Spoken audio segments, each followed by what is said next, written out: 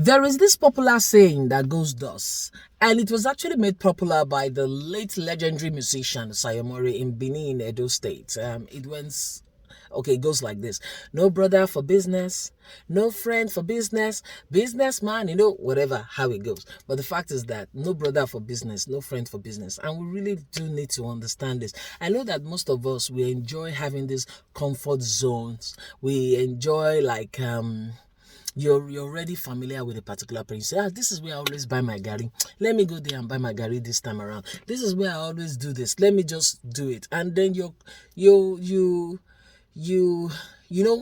do this whatever business transaction with this particular person. But of course, they say the angel is better than the devil is better than the angel you do not know. But I think that sometimes it's good to step out of the boat and go discover new things yourself. There was a time in East Street, like one of the places where I like shopping. I went to the African shop because I like to patronize Africans. I went to this friend of mine with Sierra Leone, and I went to her shop and I asked her how much she sells her Bonvita, and then she was selling it for $13.99. I went across to the Pakistani shop and then he was selling it for $8.99. And I'm like, wait a minute, maybe I didn't get it right. I went across again. They were like just sort of opposite each other. I went across again, and then, is it adjacent? I don't know, but I went across again, and I asked her just to be sure, and she gave me that amount, and I went back, and it was like, what? How many pounds difference? Like 4 pounds, 3-4 pounds difference. But what did I do? I had to buy in a place that would, favor my pocket.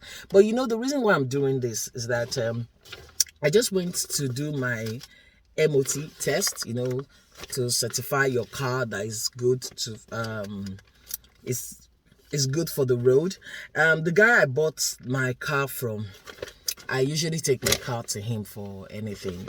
Recently I actually visited him because I ran into a boulder, and I didn't realize it was there because I'm a safe driver. You don't have to tell me. I know. So I ran into a boulder, and I thought it wasn't there. Like all those car parks, like Tesco car park, Asda, Lidl car park in Old Kent Road. I practically love that car park in Old Kent Road, the Lidl one. So it's just free space, wide. You can just go around and do your thing. Anyway, so I didn't realize that it was actually there. And then what did I do? My friend was like, okay, come Rose. She was shopping in Iceland, and she said, oh, come Rose, I've kept a car space for you where you could park. And I said, okay. I just went zoom, bullseye, right into that boulder. And then and I got a dent, and of course it took me a while to fix it. It wasn't so bad, but since the color, I now realized that the color was changing. So I went to my mechanic who sold the car for me anyway. So I went to speak to him about it, and he said it was going to take 2 days. And I said, oh, I'm always on the road. I have so much to do. I can't do 2 days, school runs and everything else. And he said, okay, Rose, we'll see what I can do. Okay, 1 day. So anyway, I took the car to him, and then the next day he asked me to come pick it up. I was like, wow, that was quick. I'm even getting used to, taking buses because you're relieved. You can do stuff on your phone. You feel a sense of relief when someone else is driving. So then I went to pick my car, and then I noticed just a tiny dent. And then he said to me, oh, he's so upset. It was his guys. One of his workers, they dropped the bumper before they fixed it on. I said, it's fine. And then he was like, also, he actually took the bumper off another car and then put it on mine because, according to him, I wanted my car on time. I said, oh, yeah, fine, And because I needed the car because a friend of mine who is really posh, this lovely lady, wanted us to go somewhere. I said, Rosie, you come pick me up and we'll go. I said, yes, fine, I need to fix the car. Like, well. But the thing is this, I asked him, so what about the tires? What about did you help me pump it? I can't do that.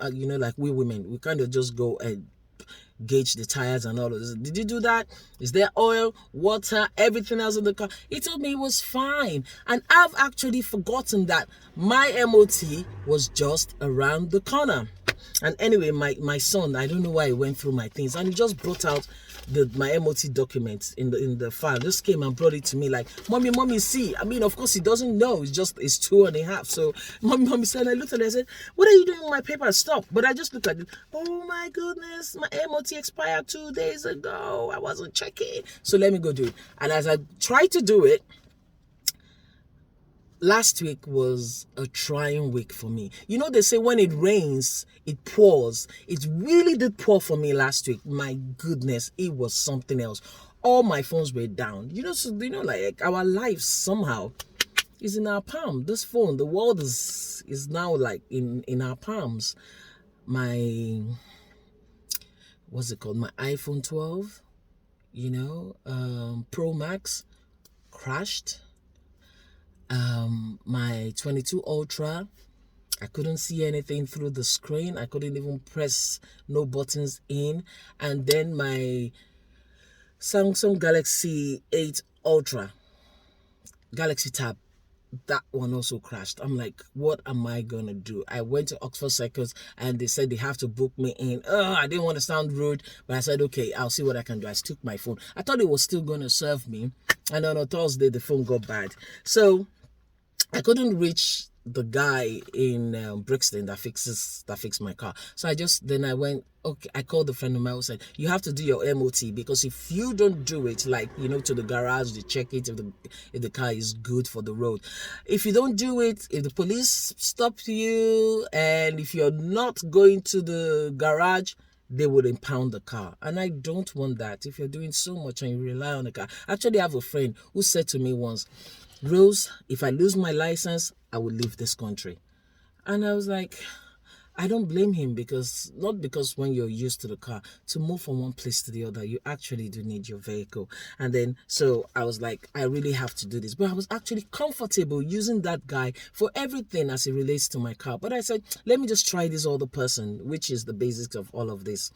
Those of us who we talk too much. So I said, let me just try someone else. Then what did I do? Then I searched MOT test centers around me or near me. And then I saw this one, Adam Autos. And I read the reviews on Google. And it says they're really good. They pay attention to details, blah, blah, blah. And then someone said, it's a small garage run by Asians and blah, blah. I'm like, is that necessary? Why do you have to write that? That sounded racist to me. Absolutely unnecessary, But, so I saw a lot of good reviews. I said, okay, let me check out these guys. And so I went there and I took my car to them, like something different. Just go and try them out. Guess what? They're really good, extremely good. I like my guy. He's been very faithful, but these guys are also good. And then they pointed out a whole lot of things that I've been missing. Some of the things I think maybe my mechanic actually overlooked, but I told him that I'm going to take it back to him, and of course I'll talk to him about it. I know he's going to say, no, Rose, it's your fault because you're always in a hurry. Yeah, but for my safety and everything else, I know that I'm in a hurry. I hurry your butts, but what I'm saying, basically what I've come to learn, because in life we're always learning, and I love it that each day that passes by, I am taking something with me. I am learning something. I'm not just leaving. You need to learn. So I learned something. And what is it that I learned? Basically is this. No sentiments. No sentiments in life. And no brother for business. No friend for business. Make I even carry my broken tongue to calm. We need to understand this thing. No brother for business. You understand? If you keep going to one place, yeah, the devil I know is better than the angel that you do not know. Yes, but then go and try that angel out there. Even if that angel messes up, I say this to you, ladies and gentlemen, you have learned something. To say, okay, then let me stick to him. But whatever. I mean, this is a list of the things he said was wrong with my car, and then he fixed it. And then he fixed it. I'm actually really, really impressed with them, and hopefully, yeah, it's just somewhere close. But of course, I'll still go to my guy because he's also very faithful. But then it's good. They're good people. Let's just pray each day we wake up, we encounter good people. And if you have a good spirit, you think positive, there's a positive energy around you, you attract good things, you attract good people. But that which I've learned today is just basic. No brother for business and no friend for business. This you should know. This I have come to know, and I'm reaffirming and reiterating. Okay, my name remains Rose Peter Graham. I guess you've taken something away from this, like I have done. Thank you for listening.